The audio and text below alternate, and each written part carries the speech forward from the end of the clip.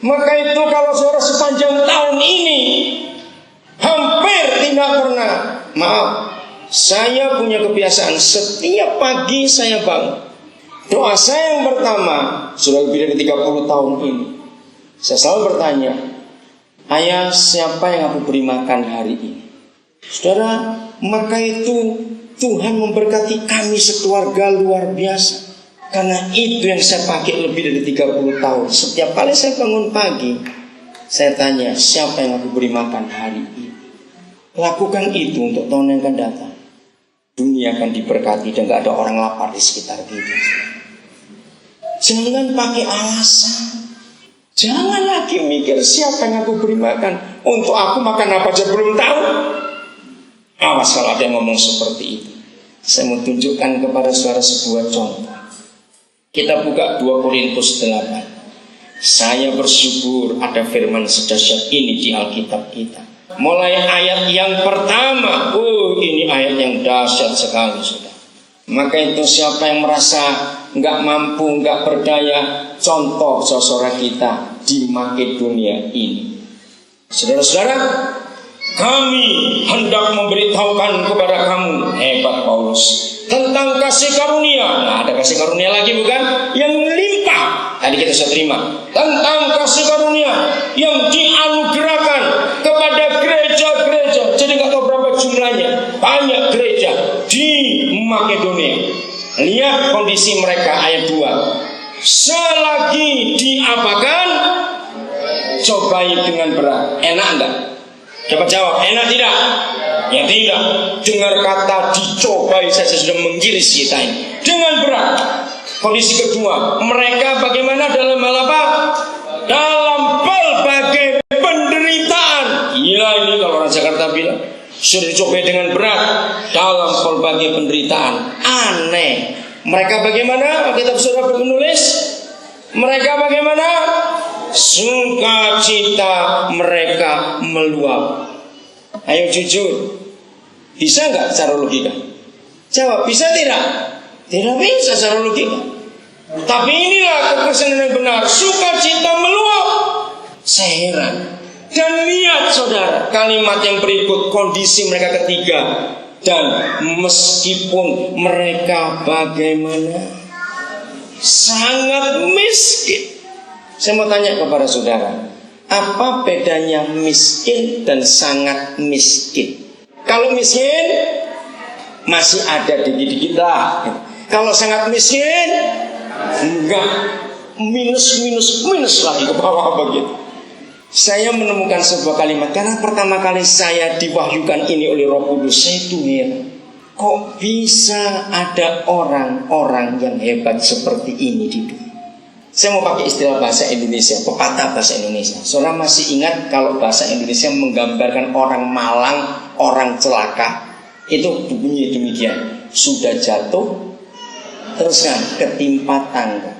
Nah, waktu saya menemukan mereka di Makedonia, ini luar biasa. Nah, untuk mempermudahkan konsep mereka menderita begitu rupa begini. Sudah jatuh, mereka itu ketimpa tangga. Tangganya tangga besi. Bisa bayangkan? Belum sempat bangun, mereka digigit anjing. Anjingnya rabies lagi. Coba bayangkan bagaimana keadaan mereka ini. Tapi mari kita baca sama-sama kalimat terakhir.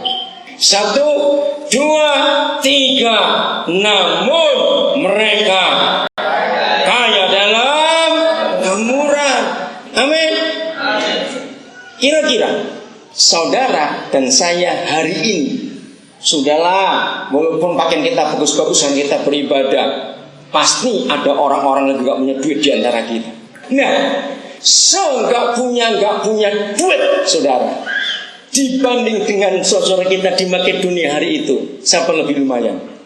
Kita masih lebih lumayan. Ini yang saya nggak pernah ngerti, bagaimana sukacita mereka bisa meluap dan mereka kaya dalam kemurahan, toh sangat miskin. Lama saya merenungkan ini, saudara. Ternyata sederhana sekali Roh Kudus memberikan kebenaran. Begini jawab. Ternyata kalau kita itu tidak punya apa-apa. Kalau kita lihat mereka punya apa-apa tidak? Enggak. cobai begitu berat, dalam berbagai penderitaan, sangat miskin lagi. Tapi mengapa sukacita mereka bisa meluap, dan mengapa mereka kaya dalam kemurahan? Ternyata begini, catat kata ini. Ternyata kalau kita tidak punya apa-apa, itu berarti kita bukan tidak punya sesuatu. Catat, saya ulangi lagi. Kalau kita tidak punya apa-apa, itu bukan berarti kita nggak punya sesuatu. Kalau kita tidak punya apa-apa, saudara dan saya tetap punya sesuatu. Apa itu sesuatu dalam diri kita? Walaupun benda kita nggak punya, uang kita nggak. Saya baca bukunya Joel Osteen, bagus sekali. Begini, kalau kita nggak punya apa-apa, kita masih punya mulut. Untuk apa mulut itu? Joel Osteen berkata, kamu tetap bisa memberi nasihat, penghiburan, kata-kata yang menguatkan orang. Katakan amin. Kita nggak punya apa-apa, tapi masih punya mulut. Ayo kita berikan nasihat, berikan penghiburan, berikan kekuatan, beri orang-orang itu kata-kata penghiburan. Amin, saudara? Bisa. Nah, celakanya yang ini sudah nggak punya apa-apa, ngomel terus. Itu celaka sekali sudah orang seperti ini. Yang kedua, Joel Osteen berkata, kamu kan masih punya tangan. Dengan tanganmu tolong orang-orang yang ada di sekitar. Dan ternyata betul. Kalau toh kita nggak punya apa-apa, kita tetap punya sesuatu. Katakan amin. Dan itulah orang-orang di Makedonia. Jadi muaranya jelas. Dari iman itu input. Muaranya apa tadi yang terakhir? Kasih untuk siapa? Semua orang. Ini konsep yang penting. Saya akhiri dengan kebenaran ini. Mulai hari ini dan seterusnya, kalau ada maling masuk ke rumah saudara, janji jangan engkau teriaki. Saya ulang, kalau ada maling masuk ke rumahmu, jangan engkau teriaki. Maling jangan. Cari jiwa itu susah. Ini datang sendiri. Itu serius. Saudara jadi orang yang jahat kalau saudara selalu takut kemalingan, engkau kejam. Apalagi kalau ada orang Kristen doanya begini, tiap kali beli barang doanya, Tuhan supaya tahan lama. Itu dosa besar. Kalau semua barang sudah beli tahan lama, pabriknya bangkrut.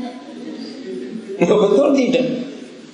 Kalau pabrik itu bangkrut, berapa ribu itu karyawannya gak makan gara-gara orang pelit yang doanya salah tadi. Begini caranya, kalau maling masuk, sambut baik-baik, selamat malam atau selamat pagi. Serius saya ajarkan ini. Kenalkan, nama saya Daniel. Ayo duduk. Saya mau bicara kepada saudara. Neraka itu nggak bisa tutup, pasar bisa tutup. Jadi kalau kamu nyolong, kamu akan masuk neraka. Kalau kamu minta, kamu selamat. Milih yang mana? Amin, kan cepet ini penginjilan. Amin.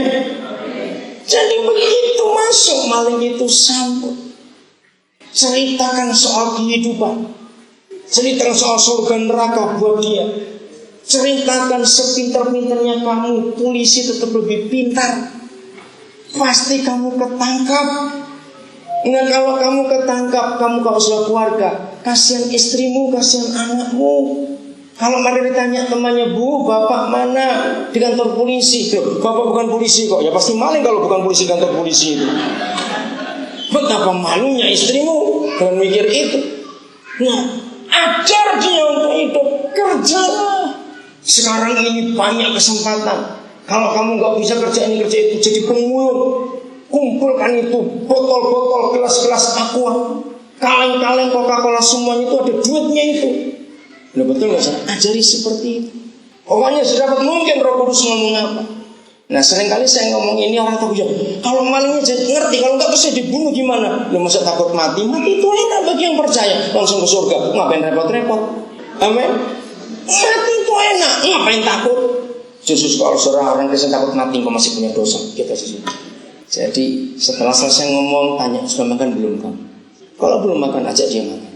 Bukan makan dia, beda dulu. Ajak dia makan. Setelah mau pulang, doakan dia dulu, berkati dia. Pasti orang itu pulang mikir, aku ketemu makhluk planet mana ya? Nah, itu artinya kelimpahan kasih karunia dan kelimpahan damai sejahtera. Amin. Membuat orang semua damai sejahtera di sekitar. Maka itu Siapa yang sudah mulai hari yang lalu, 3 hari yang lalu, ngitung omset pemasukan tahun ini berapa? Awas cuma bilang banyak sekali, tapi sudah nggak lihat outputnya berapa. Awas. Ayo hari ini kita jadi kesenangan. Dunia perlu Yesus. Amin. Lewat kita. Dan itulah iman yang kita miliki. Hidup saleh, hidup takut akan Tuhan. Mari kita mengampiri.